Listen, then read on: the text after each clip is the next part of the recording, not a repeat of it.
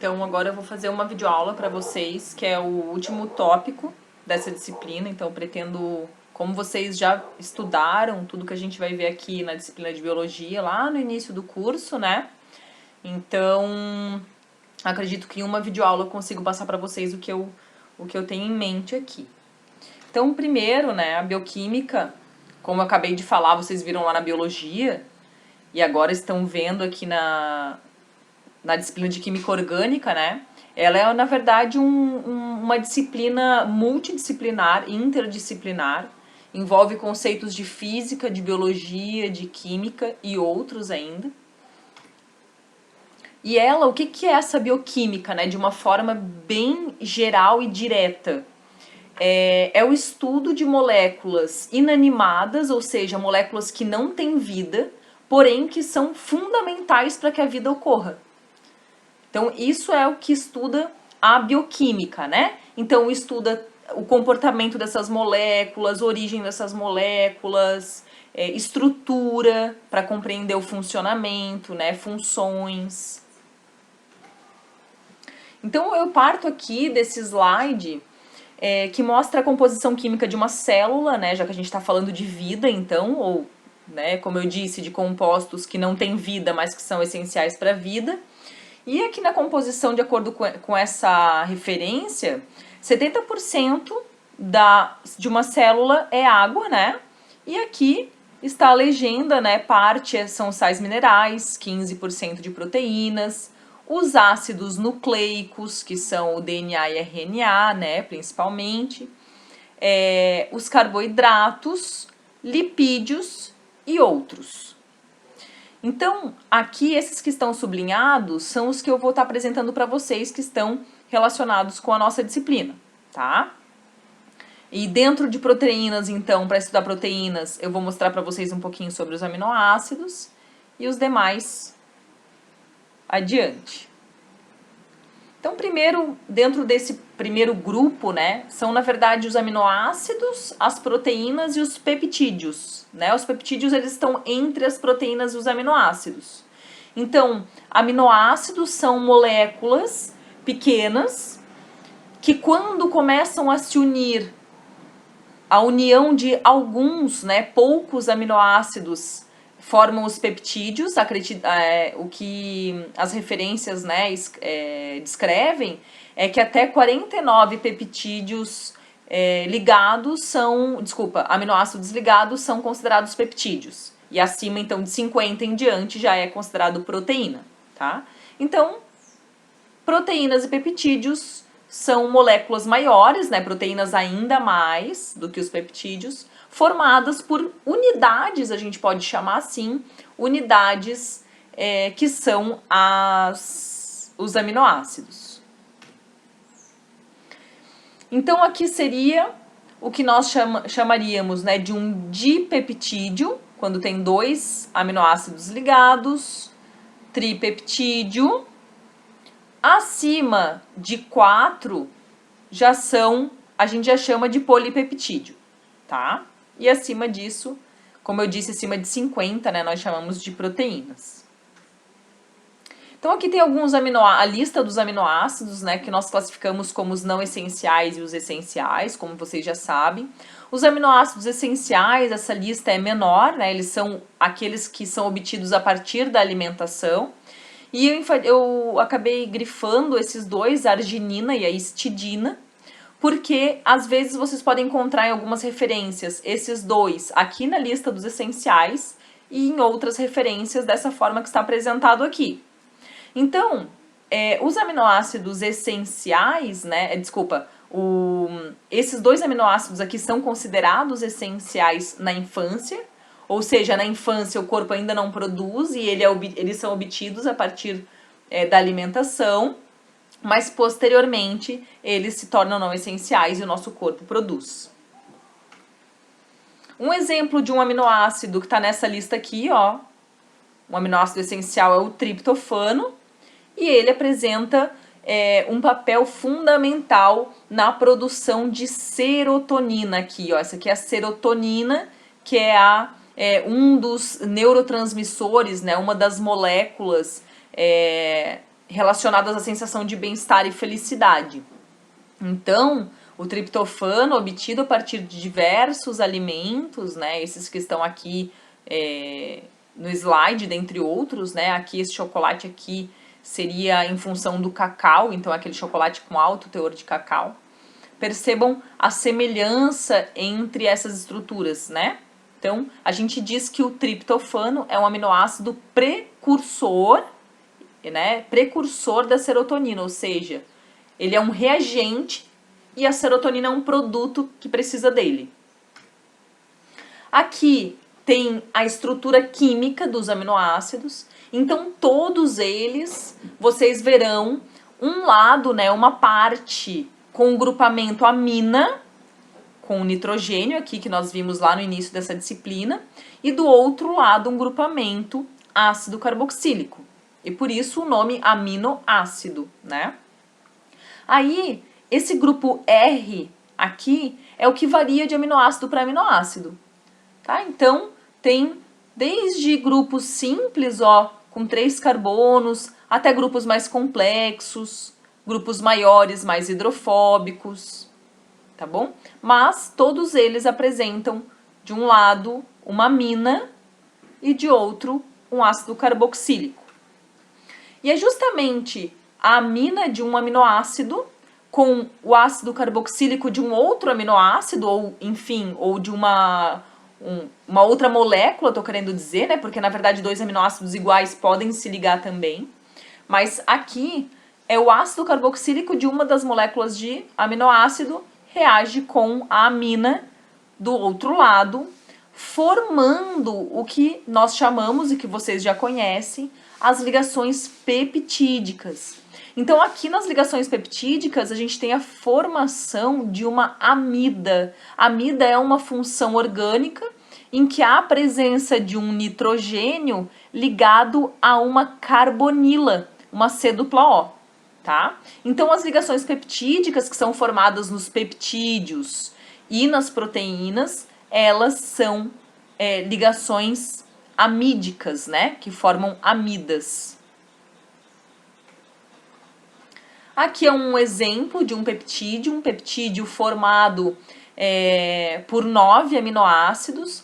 Então aqui está colorido, ó, o que está em verde. É muito comum as pessoas, ou os materiais, né, de estudo, tratarem dos aminoácidos pelas 3 letras iniciais deles, tá? Então, como se fossem códigos.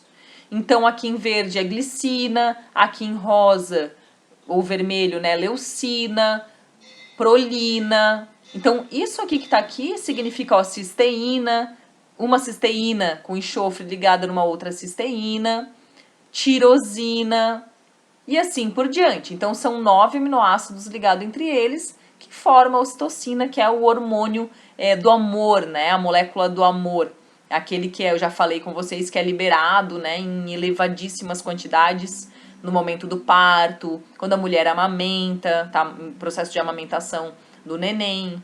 Então, por isso que diz que a pessoa que tem um parto, né, que vive a experiência de um parto, é algo indescritível, né? Muitas mulheres dizem isso, que é uma sensação que elas não conseguem descrever, porque a quantidade de ocitocina que é liberada nesse momento, ela não é liberada de outras formas, né? Podemos liberar a ocitocina de outras formas, como no abraço, em afetos, né, verdadeiros, que é aquela sensação de amar, né? A gente sente que ama, assim, e se sente amado, né?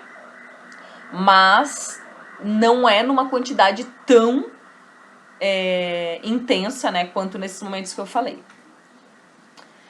Então aqui tem algumas funções, que daí agora eu não vou estar falando especificamente, mas são diversas as funções das proteínas, uma vez que nós temos milhões, né, delas dentro do nosso organismo, proteínas e enzimas. Então só lembrando que as enzimas são proteínas que têm a função de catalisar, ou seja, de acelerar as reações químicas que acontecem. E aqui seria as formas de apresentar as estruturas, que muito provavelmente vocês tenham visto em biologia ou não, né? Mas é muito comum vocês verem esses desenhos aqui, a gente chama esse desenho de uma estrutura quaternária.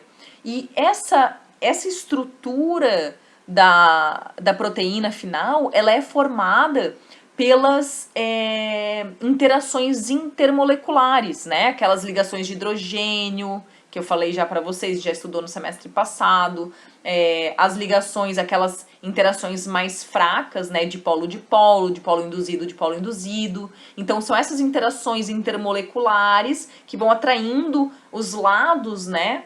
As partes da proteína, que é enorme, e formam então essas estruturas, que são as estruturas quaternárias, que são fundamentais e caracterizam as funções das proteínas. O segundo grupo, então, que eu vou mostrar são os carboidratos ou os açúcares. Uma outra forma de se referir a eles é como hidratos de carbono. Então, alguns rótulos de alimentos se tratam de hidratos de carbono, tá? Então, falou em carboidratos, açúcares e hidratos de carbono, a gente pode estar falando da mesma coisa, né? Então, são eles que apresentam a nossa... como é que eu posso dizer? É a nossa fonte de energia, né? Número 1. Então, eles têm essa função energética, que é a principal, dentre outras. Então, aqui, eles são divididos entre monossacarídeos, disacarídeos e polissacarídeos, né? Os monossacarídeos seria apenas isso aqui, ó. Uma única molécula de glicose ou de frutose. Aqui tem uma outra de galactose, né? Uma única molécula dessas. Disacarídeos são quando 2 desses se ligam. Polissacarídeo é quando vários desses estão ligados. Então, aqui tá a presença, né, a formação, quando há ligação, neste caso específico desse exemplo, de glicose com frutose, formando um disacarídeo, que é a sacarose, que é esse açúcar comum, né, que vem da cana, o açúcar que a gente compra, que a gente, né, consome, assim. Então, quando a gente fala em açúcar, as pessoas... a população comum, né, normalmente está se tratando de sacarose, mas na verdade açúcar é um grande grupo, né? E aqui, quando forma essa ligação, ó, da mesma forma que eu falei que quando os aminoácidos se ligam para formar os peptídeos e as proteínas, formam uma amida, aqui, ó, vejam aqui também dá para ver melhor, ó, quando moléculas de monossacarídeo se ligam, formam éter, uma ligação éter, que eles chamam de ligação glicosídica lá na biologia também, né? Bom, aqui alguns polissacarídeos, tem aqui o exemplo do amido e da celulose, né? Então, o amido e a celulose, ambos apresentam, são enormes, são ligações entre moléculas de glicose ligadas uma na outra, mas nós podemos ver a diferença estrutural, ó, e o que acontece? O amido, o nosso organismo, ele consegue digerir, né? Ele tem uma certa dificuldade, não é tão fácil quanto digerir esses outros monossacarídeos ou disacarídeos, né? Porque tem muito mais ligações químicas para serem quebradas, mas o nosso corpo digere. Já esse tipo de ligação, que a gente chama de ligação beta, né? Que é nesse formato aqui, o nosso organismo ele não é capaz de digerir, né? Por isso que o milho ele não é digerido em função da celulose, né? Enfim. E aqui uma outra coisa que eu acho legal falar para vocês, que é muito comum quando se trata de alimentação, é sobre os carboidratos. A gente classifica eles como carboidratos simples e complexos. Então, o complexo, ele é digerido lentamente. Normalmente, no alimento, ele vem junto de fibras, né, de outros... normalmente são ricos em fibras que fazem com que esse processo de absorção dos nutrientes do intestino para a corrente sanguínea, né, especificamente desses carboidratos, seja bem lento ou mais lento. Já os carboidratos simples, eles são pobres em fibras e nutrientes e eles chegam no intestino e já vão para a corrente sanguínea muito rapidamente. Então, o que ele faz? Ele eleva muito drasticamente os níveis de glicose no nosso sangue, os carboidratos simples, né, que são esses presentes nos pães, nos pães, nos biscoitos, né, muitos produtos industrializados, massa, macarrão. E já quando é o carboidrato complexo que vai mais lentamente no corpo, não tem esses picos de glicose, né? A gente chama isso de índice glicêmico. E o que afeta isso, né? Quando a gente tem um pico de glicose muito elevado, muito drástico, o nosso corpo diz, não, precisa mandar insulina, porque a insulina é liberada na nossa corrente sanguínea para poder direcionar essa glicose. E daí é liberada muita insulina. Aí também de forma drástica. E daí o pico de glicose que estava lá no alto cai drasticamente e o nosso cérebro recebe a informação de que a gente precisa de glicose. E daí a gente quer comer. E a gente quer comer e come e esse processo continua. Então, dependendo do tipo de alimentação que a gente tem, se a gente se alimentar basicamente de carboidratos simples, esse é algo que vai ficar acontecendo com frequência, né? E é muito, a longo prazo, ou médio, não é nem longo prazo, médio prazo, pode desencadear o diabetes tipo 2, né? Diabetes tipo 2, que é a principal diabetes que existe, é um resultado da maus hábitos de vida e principalmente maus hábitos alimentares, principalmente em função desse ciclo vicioso que eu acabei de falar para vocês, que pode acontecer quando a gente se alimenta basicamente de carboidrato simples, que é algo muito comum hoje em dia, né? Por último, não último, né? Penúltimo, os lipídios. Então, os lipídios, eles são divididos em outros grupos, tá? Que são os glicerídeos, os cerídeos, né? Que são as ceras de abelha, os esteroides e os fosfolipídios, tá? Então, aqui, os glicerídeos são os óleos e as gorduras, que são os ácidos graxos ou triésteres de ácidos graxos, que são os triglicerídeos, tá aqui, ó.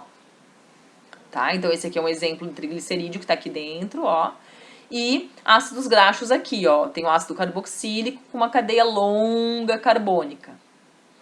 Já os cerídeos, eles apresentam ésteres ou também podem ser álcoois, também de cadeia longa. Olha só, aqui tem 30 carbonos para esse lado, 15 carbonos para esse lado e um éster aqui no meio. Então, cerídeos ésteres, glicerídeos triéster ou ácidos com cadeia longa. Os esteroides, e daí o principal aqui eu digo é o colesterol, né? Aqui tem até a estrutura química dele, mas no próximo slide está um pouco melhor para ver, porque esteroide, né? Aqui embaixo é para vocês compararem o que é a molécula da testosterona, que é um hormônio, né? Um dos hormônios presentes, né? Tanto em homens quanto em mulheres, normalmente em homens em maior concentração, né? Mas olha, percebam então a semelhança. Então esse aqui, o colesterol, é um lipídio esteroide, né? E ainda os fosfolipídios. Sobre o colesterol, aqui então é uma molécula de colesterol, a mesma que está no slide anterior, só que aqui estão todos os carbonos e hidrogênios, né? Aqui não. Então, percebam que as moléculas que estão nesse grupo dos lipídios, não importa qual delas, são moléculas muito apolares, né? Uma cadeia carbônica muito grande apolar. Esse aqui é um exemplo de um fosfolipídio, também, ó, tem 16 carbonos para cá, 17 para lá. Então, eles são hidrofóbicos, né?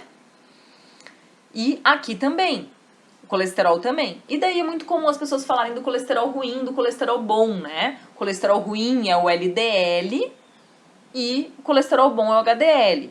Na verdade, esse termo LDL, ele vem do termo em inglês que são as lipoproteínas de baixa densidade. E o HDL, lipoproteínas de alta densidade. Então não é que existe um colesterol bom, um colesterol ruim. O que acontece é que as proteínas que são responsáveis por carregar lipídios, né, no nosso corpo são as lipoproteínas, tá? Então, as lipoproteínas de baixa densidade, elas são formadas por proteína. Tem aqui um esqueminha aqui, ó. E aqui está até a legenda para vocês entenderem o que seria uma estrutura de um colesterol ruim, tá? Que é até estranho chamar esse termo de colesterol, porque isso é a fórmula do colesterol. Mas o LDL seria o quê? É formado, mais ou menos, 1/4 de proteínas, 25% também, um quarto, de lipídios, e metade dele é colesterol. E ele leva, então, essas lipoproteínas carregam o colesterol do fígado para os outros tecidos. Em elevada quantidade é onde ele se acumula nas veias e artérias.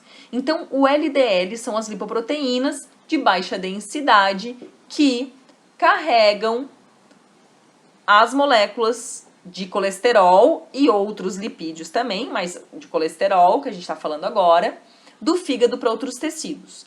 Já o HDL são lipoproteínas de alta densidade que têm a responsabilidade de pegar esse colesterol dos tecidos e devolver para o fígado.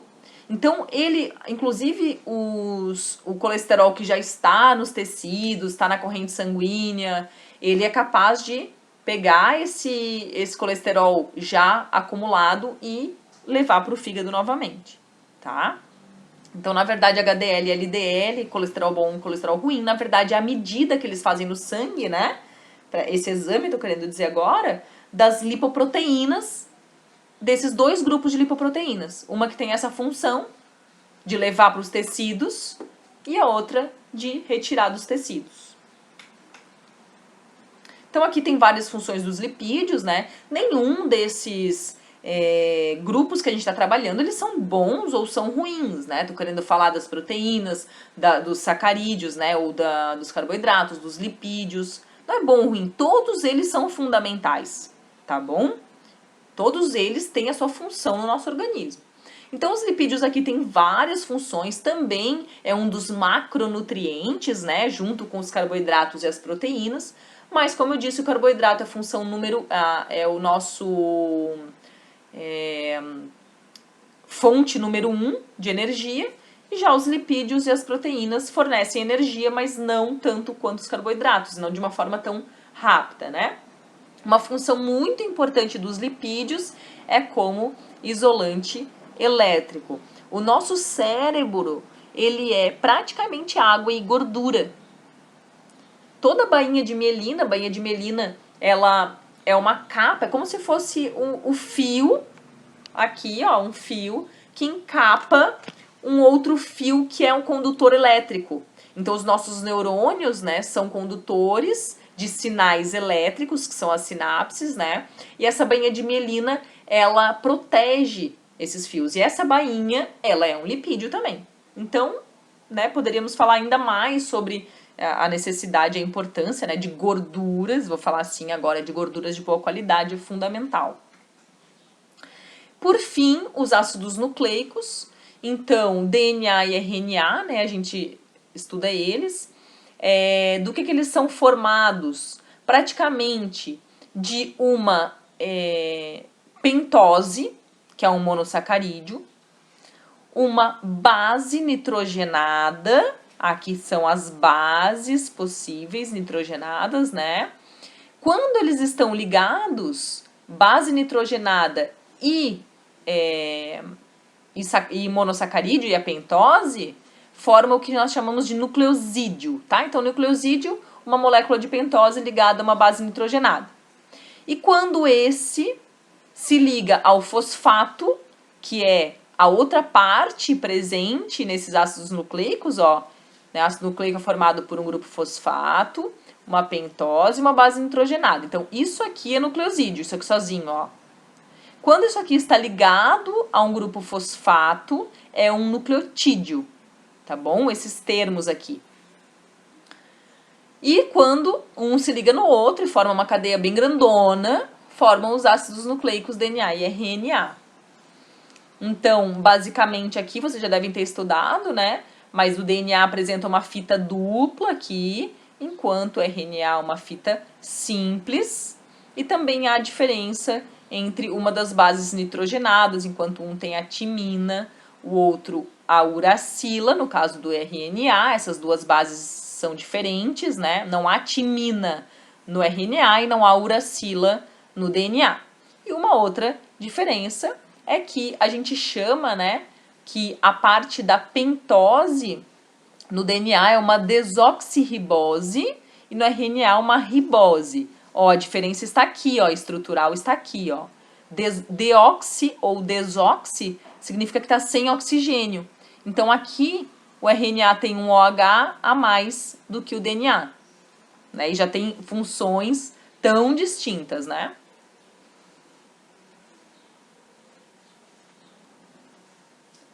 Aqui é só para vocês verem, né, as estruturas. Então essa aqui é uma estrutura que a gente pode ver todas as partes ligadas um no outro. Olha só, esse fosfato liga nessa base, desculpa, nessa pentose. E as bases estão, entre aspas, livres, né? Aqui do outro lado. São essas bases livres, é o que está aqui, ó. Bem pequenininho, que a gente não consegue ver, mas o que está vindo aqui do lado. Essa fita aqui, ó, reta, que eu estou mostrando aqui com o cursor, é essa parte aqui, ó. Tá? Fosfato, pentose, fosfato, pentose, fosfato, pentose. Então aqui, ó. E essas que estão indo para o lado são as bases. Então o que faz com que ele se torça dessa forma, né? E se apresente nesse formato, nessa estrutura no final, são também as interações intermoleculares entre bases desta fita e bases da fita da segunda fita. Aqui também está só mostrando agora para vocês o que são essas interações. Ó, então aqui tem essa que seria uma fita, essa outra, a segunda, e as interações que podem ocorrer, ó. Podem ocorrer ligações de hidrogênio, diversos tipos de interação intermoleculares. Praticamente todos os tipos de interação podem ocorrer aqui, né? E aqui eu deixo esse slide. E existem, aqui são 1, 2, 3, 4, 5, 6, 7, 8. Então tem 8 moléculas aqui. E a partir do que foi visto nessa aula, para vocês identificarem quais são, a que grupo pertence cada uma dessas moléculas. São lipídios, se são carboidratos, se são ácidos nucleicos ou se são o primeiro grupo, né, que são os peptídeos, proteínas e aminoácidos.